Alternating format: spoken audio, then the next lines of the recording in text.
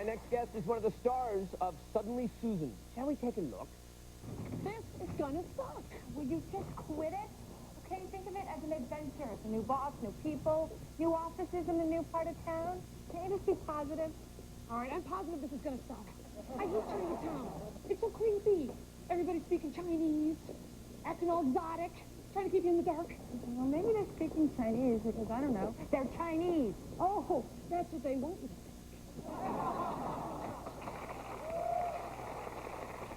Please welcome Miss Kathy Griffin.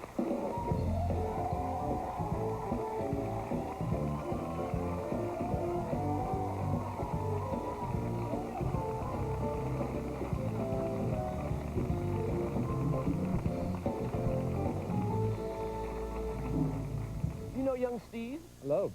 No, I'm very excited to meet you. And I barely know you, but I thought we could act like we know each other pretty well. Well, we met in Aspen that one night.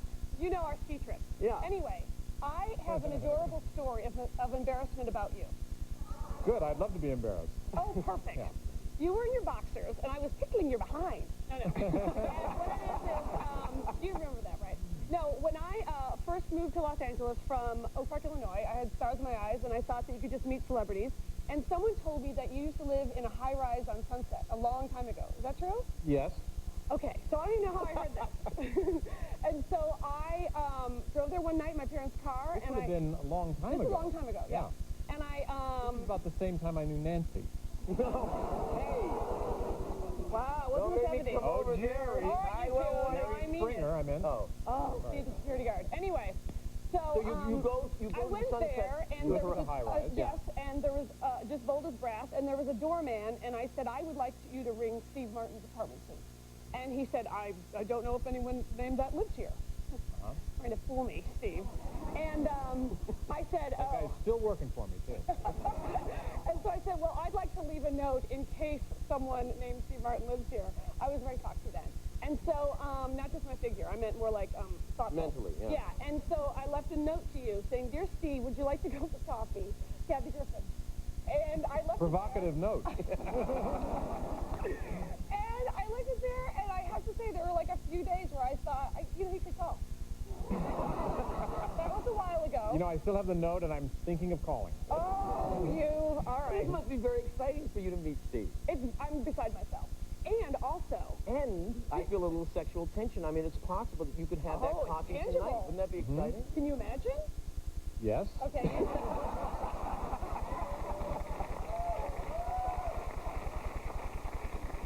No, actually, I've heard that you're very unapproachable, and I was always afraid that if I saw you somewhere, you might just hit me or something crazy. Gee, I love your PR firm. Yeah, I go for that image.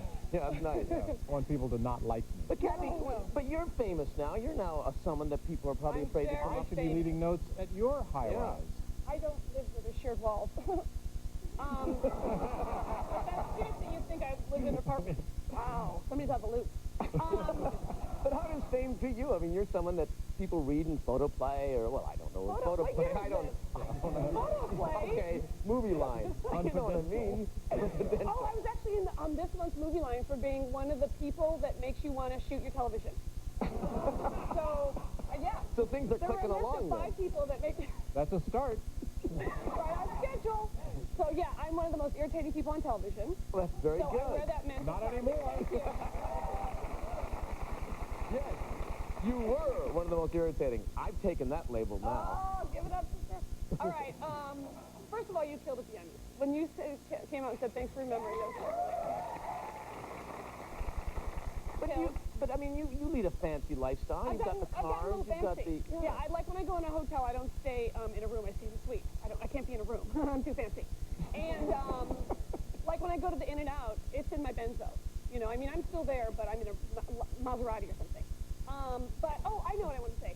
I went to a celebrity wedding, and I know you like the celebrity dish, as I do. I love know the you celebrity hate that. dish. You hate that. That's not what you're about. No, But I wait a love minute, Private, you're very private. But wait a second, I gotta you say something. talk about anybody. No, but hold on 1 second. This is what I love about having the show. I can now say something that I've always seen Irv and Johnny and Right. Jack Park, all these people say. We'll be back with Kathy Griffin right after this, and we'll hear about dish, gossip, and Hollywood, and your relationship with Steve.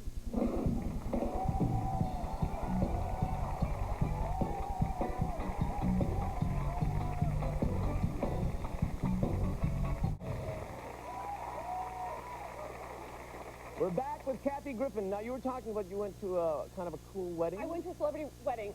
Last Saturday, I went to Jenny McCarthy's wedding. You know Jenny, men love her. Yeah. And I love Jen. She do got you? married. She actually got married. Sorry, man. Yeah, it's tough. Who'd she marry? Some guy. Oh, good. Oh, I like him. Yeah, he's fantastic. Yes. Okay, so anyway, so I go, and I sort of, like, I didn't technically crash, but I wasn't technically invited. So, yeah, Very elegant. there's the thing, you're not supposed to crash weddings. And I brought Brooke Shields because I know that she can just get me in anywhere. Right. And so I went, and I was there for a few minutes, and then the first person that said hello to me was this guy that I slept with like 6 months ago. And I wouldn't say it was a relationship. I'd say it was a, let's say, threesome. And he was with a friend of mine, so I didn't know what to do. There was that awkward moment. A female friend? Yes. Uh-huh. Don't be so shocked. It happens. I know, but I didn't think, and then I didn't think very cutting edge. There's that moment where do I acknowledge it or make a joke of it, and she didn't, so I didn't, so that was odd. And then, I actually don't drink or do drugs at all. I know that's your thing, but it's not really my thing. That's just not my posse. And, so anyway, so you know how sometimes, and I was by myself, and you know how sometimes, like, you goof and you think, like, I'm funny, I'm going to make everybody laugh because I'm so crazy.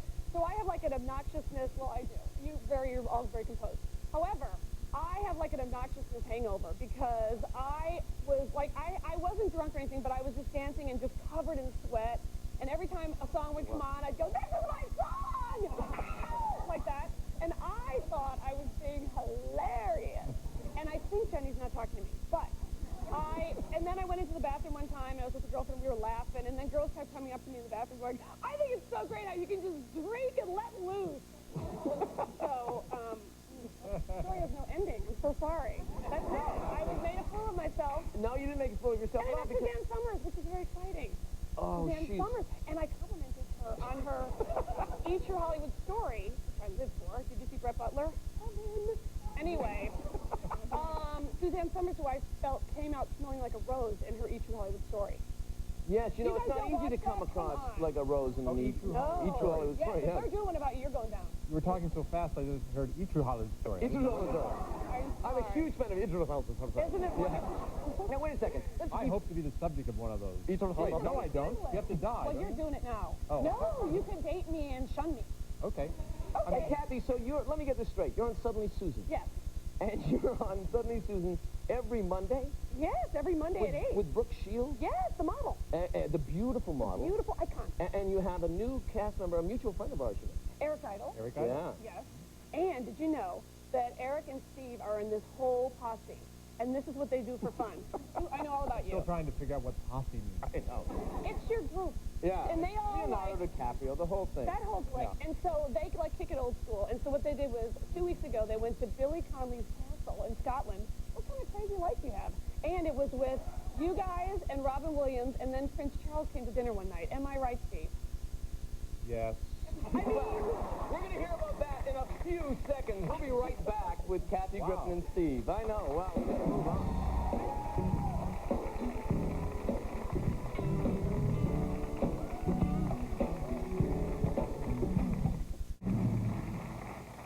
Well, that's it. We're out of time. We've just talked away the hour. Isn't it something? Well, we did. Yeah, but I listened and it was fun. Half of it. Steve, thank you, Marty, honey. you're welcome. You are my favorite white-haired hero. You really are. Kathy, anytime on my couch, anytime. That's what I just told you. I know. I like it. Okay, tomorrow, we have Miss Jamie Lee Curtis and Mr. Eric Idle. Oh, please come and stay with us tomorrow, won't you? Goodbye. Mwah.